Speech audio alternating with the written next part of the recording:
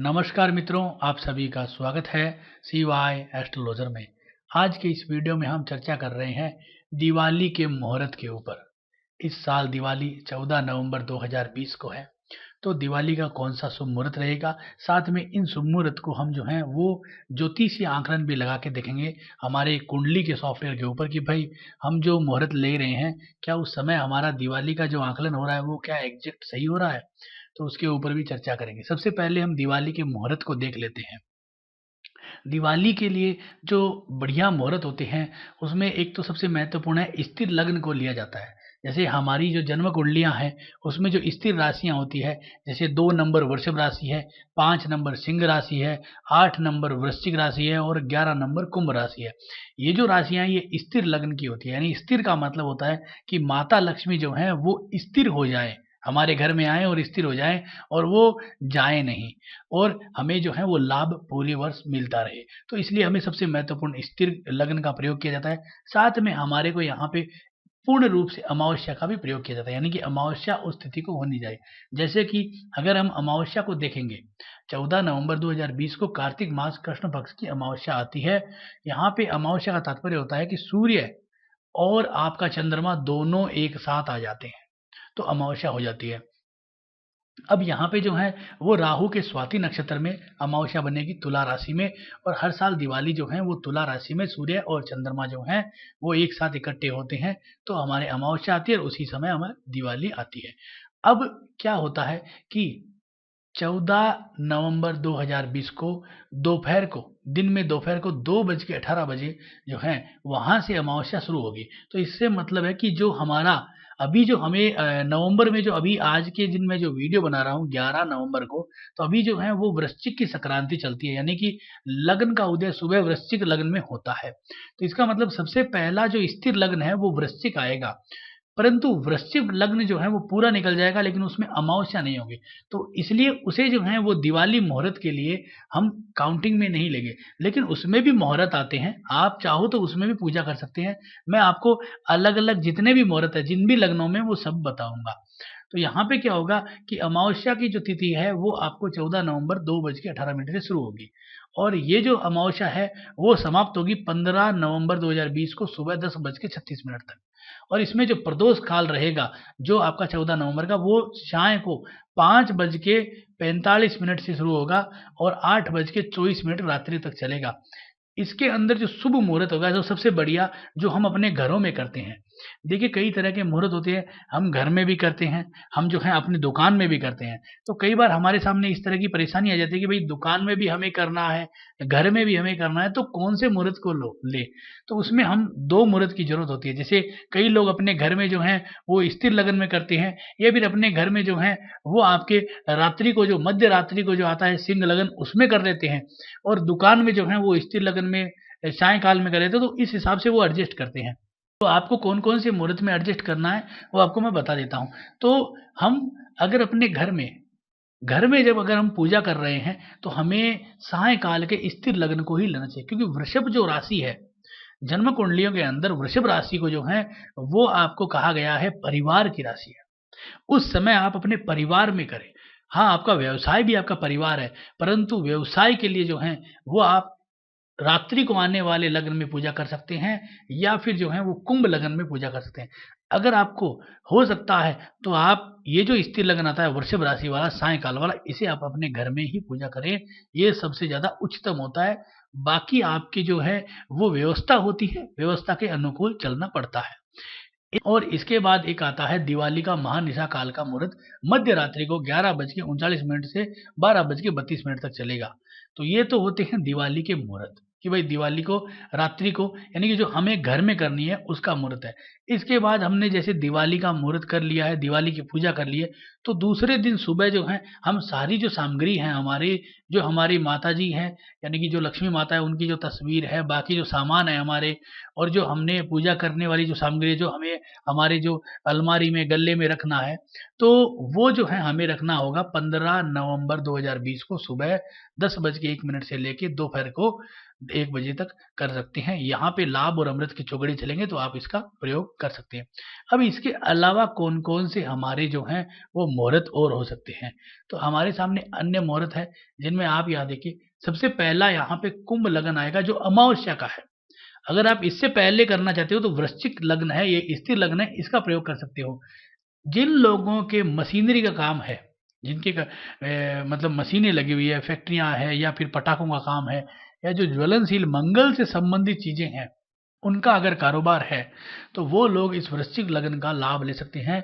इस वृश्चिक लग्न के अंदर जो है वो अमावस्या तो नहीं आएगी, परंतु आपका दिवाली है, इसका लाभ ज़रूर मिलेगा और ये आपको सुबह 8:16 से चलता है, जो आपके लिए बहुत ही बढ़िया रहेगा। यहाँ पे शुभ का चौघड़िया चलेगा, तो आप इसका पूर्ण रूप से लाभ ले सकते हैं। कई लोग इस तरह की पूजा करते हैं, जैसे कई लोग जो हैं वो अपनी दुकान में रहते हैं और उनको जो है वो अपने मान लीजिए 70-80 किलोमीटर दूर घर भी जाना होता है, तो सुबह-सुबह इस मुहूर्त की पूजा अपनी दुकान में करके फिर अपने घर जाके सायंकाल में पूजा कर सकते हैं।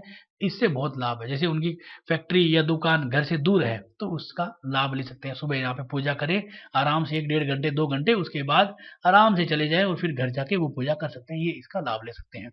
इसमें अमावस्या नहीं है, लेकिन आप जो हैं वो इसका प्रयोग कर सकते हैं। इसके बाद जो आता है वो आपका आता है कुंभ लगन, यानी कि कुंभ स्थिर लग्न है, इसमें भी आप पूजा कर सकते हो। इसमें आप जो है वो 1:19 से 2:50 तक करते हो। इसमें अमावस्या 2:17 से प्रारंभ होगी। तो आप जो हैं वो 2:17 से पूजा प्रारंभ कर दीजिए, चाहे फिर आपकी पूजा 3 बजे तक चले या 2:50 तक वो संपूर्ण हो जाए।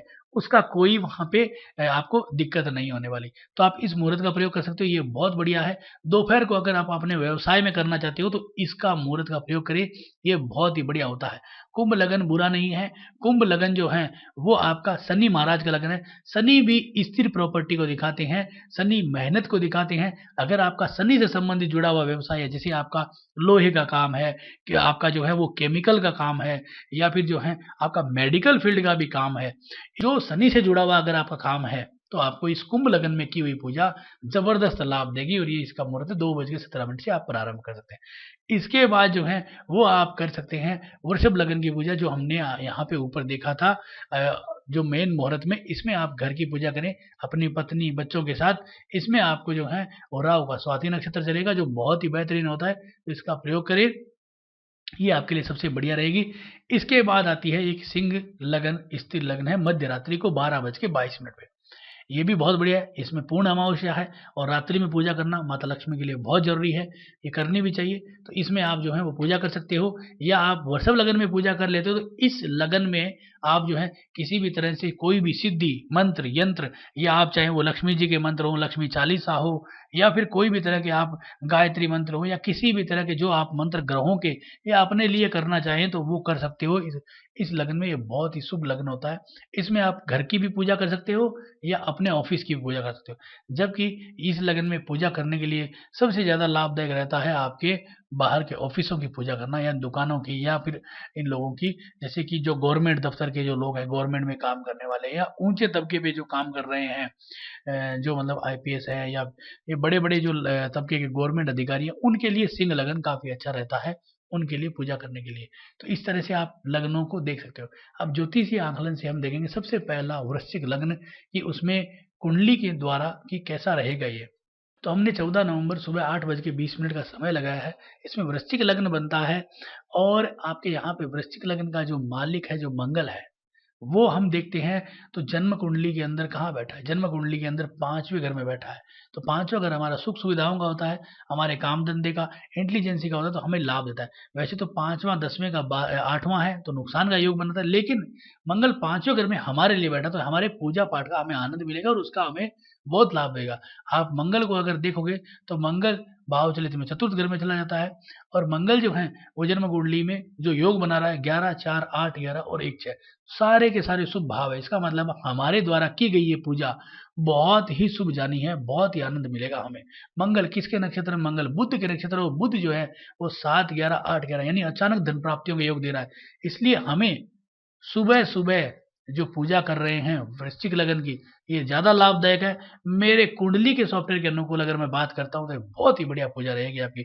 इसमें आप राहु के नक्षत्र को भी देख सकते हो। राहु को देखते हो तो 4, 1, 6, 1, तो यहाँ पे तो बहुत ही बढ़िया दे रहा है। तो इसका मतलब है, अगर मैं ये कहूँ कि अगर आप अमावस्या को ध्यान में न दे के पूजा करें तो इस लग्न में आप अपने घर दुकानों की, जो आपकी मशीनरी की दुकानें हैं, चाहे वो फोटोकॉपी मशीन हो या फिर आपकी कोई किसी भी तरह की मशीनें लगी है आपकी दुकान में, तो उसकी पूजा करना आपके लिए लाभदायक रहेगा। ये आप वृश्चिक लगन का लाभ ले सकते हो। इसके बाद अगर हम बात करते हैं कि दोपहर को कुंभ लगन आता है 1:19 पे, और यहाँ पे पूजा का 2:17 पे, हम 2:17 को यहाँ पे लगाते हैं। तो आप यहाँ पे समय को चेंज करिए।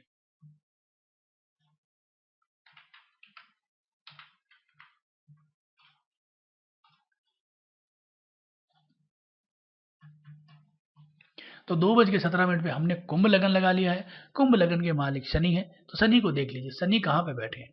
शनि अपनी पोजीशन से जो है वो यहाँ पे 11वें घर के अंदर बैठे हैं, और भावचली यानी कि जन्म कुंडली के अंदर जो है वो 12वें घर में बैठे हैं, और भावचलित में 11वें घर में आ जाते हैं, लाभ घर में आ जाते हैं।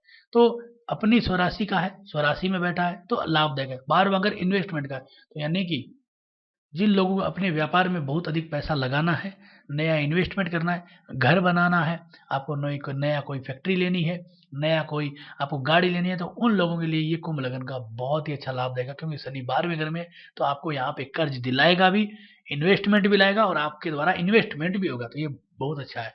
शनि को अगर आप देखोगे तो 11वें घर में जो है वो ऑक्यूपाइंट है भावचलित में, और 1 और 11 12 का फल दे रहा है। यहाँ पे अगर हम आके शनि को देखते हैं तो 8 11 7 और 1 12, यानी कि यहाँ पे जो है वो शुभ नहीं आ रहा, थोड़ा सा यहाँ पे अत्यधिक लाभ तो दे रहा है, लेकिन एक छोटा सा दुर्घटना का योग भी बना रहा है। शनि का नक्षत्र हम देख लेते हैं, शनि किसके नक्षत्र में है। शनि यहाँ पे जो है वो बैठा है सूर्य के नक्षत्र में। सूर्य जो है 11 और 8 11 और 7 11, यानी कि अचानक धन प्राप्ति। तो हम ये कह सकते हैं कि हमारे व्यवसाय से हमारे को अचानक धन प्राप्ति हो सकती है, चाहे वो व्यवसाय हो, अचानक किया हुआ कोई इन्वेस्टमेंट हो, हमारे द्वारा किया हुआ इन्वेस्टमेंट हो, तो हम ये कह सकते हैं कि आप इस लगन का लाभ ले सकते हैं, क्योंकि यहाँ पे शनि का नक्षत्र सूर्य है। सूर्य नीच का जरूर हो रहा है, वो तो अमावस्या का दिन है, तो वहां पे नीच नहीं लगेगा अब इसे दोस्त, अभी इसे जो है वो राजयोग में ही दोस्त फायदा लगेगा। तो यहाँ पे सूर्य का इसको लाभ मिल रहा है, तो आप इस लगन के द्वारा इस समय पे की हुई पूजा का लाभ ले सकते हैं, बहुत ही आनंद रहेगा। तो आप बेझिझक होकर यहाँ पे पूजा कर सकते हैं, आपके लिए लाभ का योग रहेगा। फिर आप मंगल को भी देख लें, क्योंकि मंगल यहाँ पे 10वें घर का मालिक बनेगा, तो मंगल यहाँ पे जो है वो धन लाभ का योग दे रहा है, तो आप बेझिझक होकर यहाँ पे पूजा कर सकते हैं। तो ज्योतिष के अनुसार अगर हम फर्स्ट प्रेफरेंस दें, तो हमारे को जो वृश्चिक लगन था वो बहुत ही बढ़िया था। यहाँ पे जो कुंभ लगन है वो भी बहुत बढ़िया है, इसमें भी कोई कमी नहीं है, आप इसके द्वारा भी पूजा कर सकते हैं। अब जो तीसरा जो लग्न है वो आता है वृषभ लगन। वृषभ लगन में हम देखते हैं कि यहाँ पे क्या योग बनता है, 5:54 से शुरू होता है, 7 बज के और आपका 50 मिनट तक चलेगा। तो यहाँ पे हम जो ले रहे हैं वो 6:42 से ले रहे हैं, तो आप यहाँ पे 6:50 से समय को प्रारंभ कर दीजिए।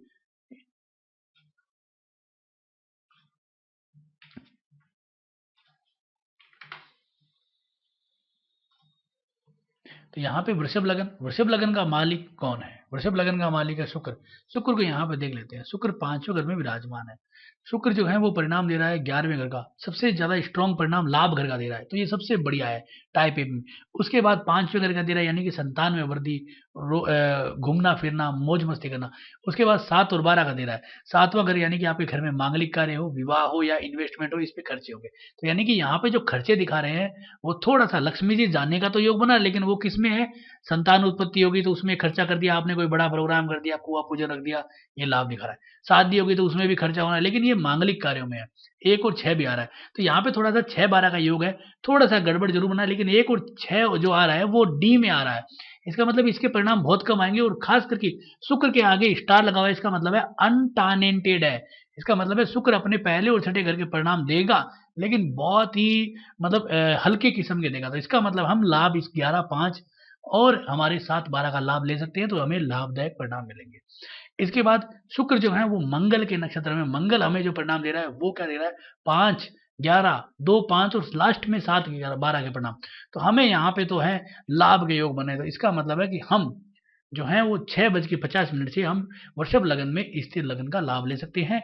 लग्न में राहु विराजमान है, राहु क्या कह रहा है, राहु यहाँ पे जो है वो 11 और 1 के परिणाम, यानी कि मॉडरेट ए में, यानी कि सबसे जो स्ट्रॉन्ग रिजल्ट देता है वो ए पार्ट होता है, उसमें अगर वो 11 दे रहा है तो आपका मतलब है कि बहुत बढ़िया, शुरुआत ही बढ़िया हो गई। तो आप यहाँ से इसका लाभ ले सकते हो, बहुत ही बढ़िया लाभ होगा। तो यहाँ से आप जो है वो वृषभ लगन के अंदर 6:50 से पूजा प्रारंभ कर सकते हैं, और जो आपकी चलती रहेगी, उसमें कोई दिक्कत नहीं है। तो आप इस तरह से इसका लाभ ले सकते हो। अब इसके बाद जो है वो आ जाती है आपका अंतिम रात्रि को जो नक्षत्र आता है सिंह लगन, 12:22 से शुरू होता है। तो हम इसको जो है वो 12:30 बजे का लगा के लिख लेते हैं। तो यानी कि वो 15 तारीख हो जाएगी।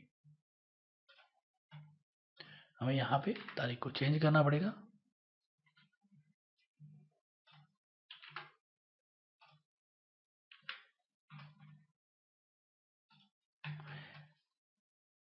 तो यानी कि यहाँ पे 15 नवंबर 2020 रात्रि को 12:30 यानी कि दिवाली जो है उसकी अमावस्या है, रात्रि है। तो उस समय क्या होगा, सिंह लगन चलेगा। सिंह लगन का मालिक है आपका सूर्य। सूर्य जो है वो जन्म कुंडली में तीसरे घर में बैठा है, पराक्रम भाव में, बहुत बढ़िया है। सूर्य क्या क्या परिणाम दे रहा है, 5 3 3 8, ये तो है काम धंधे के रुकने के। ये भाव है लक्ष्मी जी जानने के। इस लगन में पूजा करना ज्योतिषी आंकलन के द्वारा, मेरे आंकलन के द्वारा, मैं कहता हूं इस लगन में पूजा नहीं करनी चाहिए। ये पूजा करने का समय अच्छा नहीं है, ये तो जानने का समय हो गया।